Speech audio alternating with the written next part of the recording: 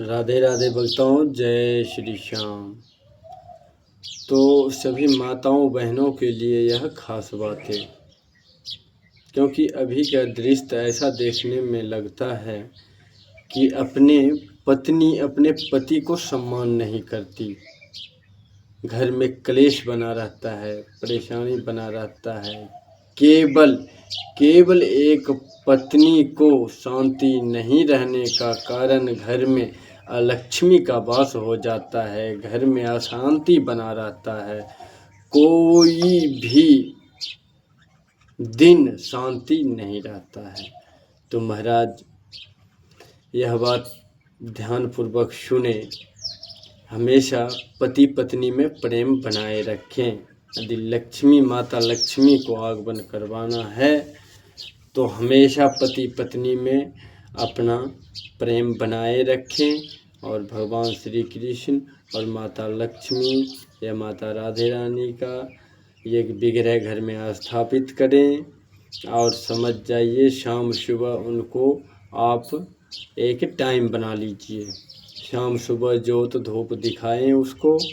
और समझ जाइए, जहाँ तक हो भगवान का हरे कृष्ण नाम जाप करने का आप कोशिश करें। समझ जाइए, घर का दुख दरिद्रता और किसी भी तरह का परेशानी है, समझ जाइए यह नाम जाप से आपको परेशानी मुक्त हो जाएगा। भगवान की स्थापना से आपको जीवन कल्याण का ओर चलने लगेगा अपने आप। और यह चीज़ का आपको खुद आप अपने मन में यह चीज़ का महसूस कर लोगे, जो हाँ किसी ने बताया तो वो सत्य ही बताया, इसमें कोई संदेह नहीं है महाराज। तो ऐसे भी पति पत्नी में प्रेम, भगवान तो ऐसे भी प्रेम का प्रतीक है और सत्य का प्रतीक है।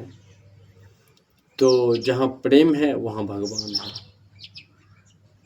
तो हमेशा पति पत्नी में बनाए रखिए।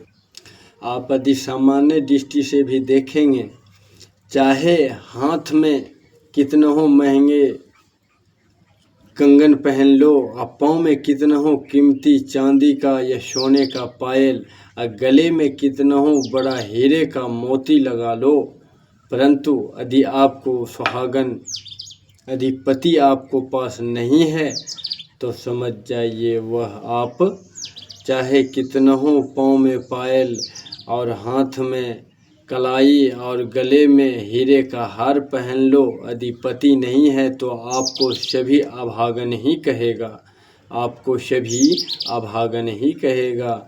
यदि कोई भी वस्तु नहीं है, कोई सोना कोई चांदी कोई हीरा कुछ भी नहीं है, यदि आपको पास केवल पति है तो समझ जाइए कोई वस्तु नहीं भी रहते हुए भी आपको सभी सुहागन ही कहेगा। तो यह बात ध्यानपूर्वक रखें और अपने पति पत्नी में हमेशा प्रेम बनाए रखें, क्योंकि कोई पत्नी का पति गुजर जाता है, उसको मृत्यु हो जाता है, तो यह किस कारण मृत्यु हो जाता है ध्यानपूर्वक सुने।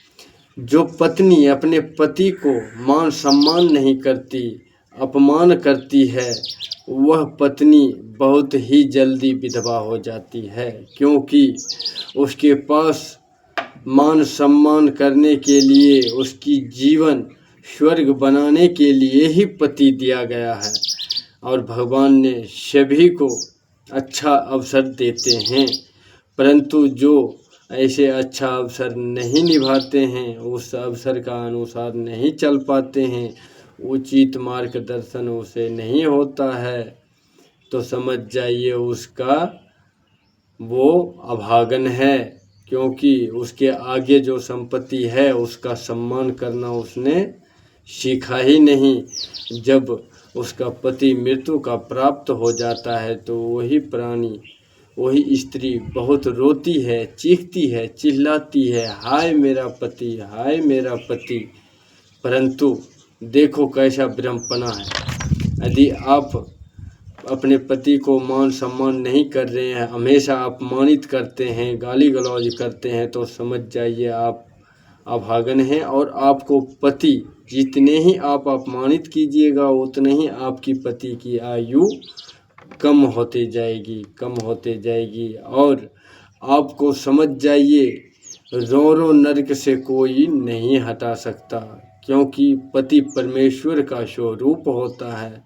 हमेशा पत्नियों को मान सम्मान करना चाहिए पति को, परंतु वह मान सम्मान को जगह जो अपमान करता है वही पत्नी विधवा हो जाती है और वही पत्नी रो रो नरक में वास करती है।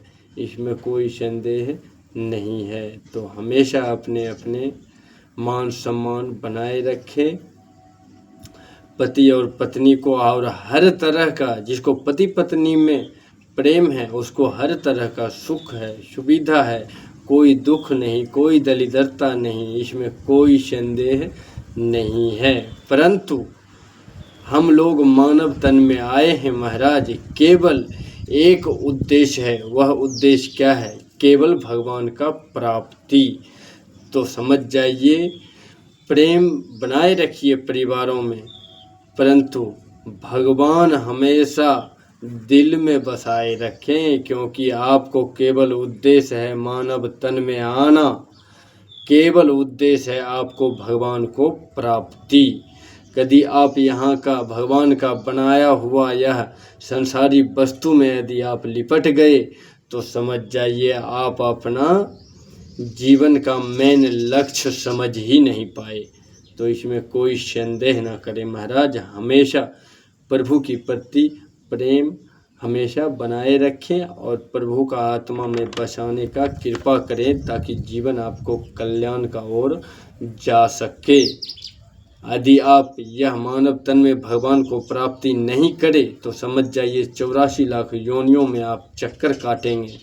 अब फिर आप मोक्ष प्राप्ति का द्वार आपसे बहुत ही दूर हो जाएगा, बहुत ही दूर। इसलिए आप मानव तन में आए हैं, किसी भी तरह प्रभु का श्री चरणों में आप अपना हाजिरी लगाएं, प्रभु का प्राप्ति करें। बस समझ जाइए आप जगत को जीत लिए, क्योंकि प्रभु को पाना ही हमारा यह जगत में आने का उद्देश्य है।